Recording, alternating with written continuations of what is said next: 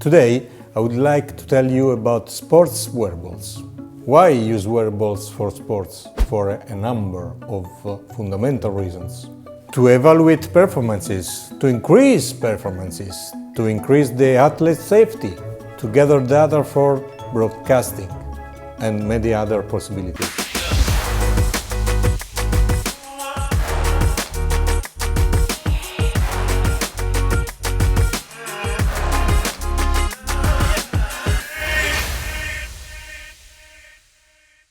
Let's start by considering this one, Move It, produced by a startup called Captics Enterprise. Move It houses different sensors in a tiny blocks to measure the performances of the wearer in terms of acceleration, velocity, rotation, energy and power efforts, and even the impact of shocks on ligaments. You can place as many of these wearables as you want in any part of your body.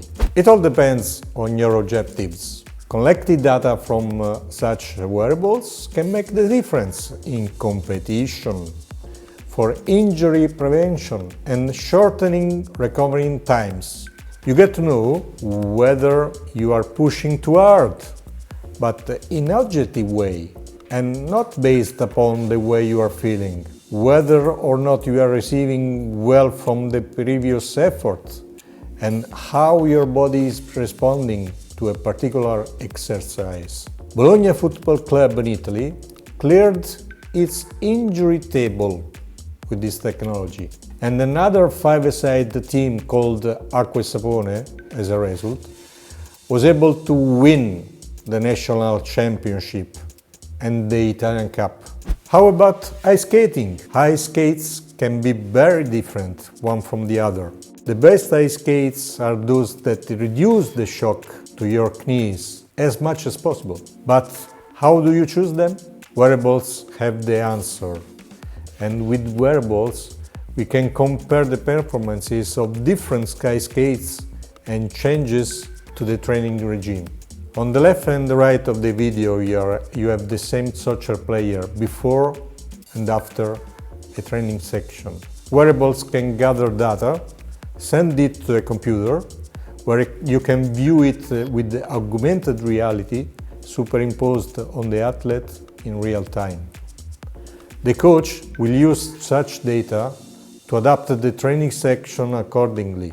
Dancer can also benefit from wearables. Here is a professional dancer. The human eye cannot catch every single movement during a dance session.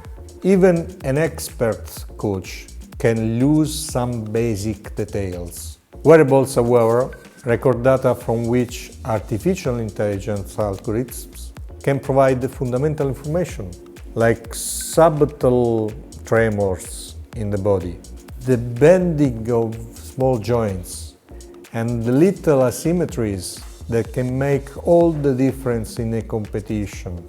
These wearables make you feel part of the game. You really can get the same sensation that the player has during the match.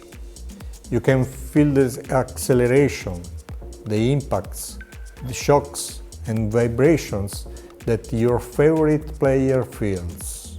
It is called haptic technology, interaction involving touch. Do you like motorsport? Did you know that a racing car driver expends a lot of energy during a race, resulting in reduced motor reflexes during the final miles? This is due to defective postures from unnatural movements, asymmetrical body balancing, excessive load on elbows or shoulders, and so on. How do you solve this? By employing wearables to collect data during simulated races. The data can be used to improve the driving position and thus performance in the race by correcting the placement of the seat, the steering wheel and the pedals. Measurements the force of the drivers again once the position have been changed, and then again and again until you attain maximum efficiency for minimum efforts. I've not mentioned your favorite sport yet? Okay, let's try archery.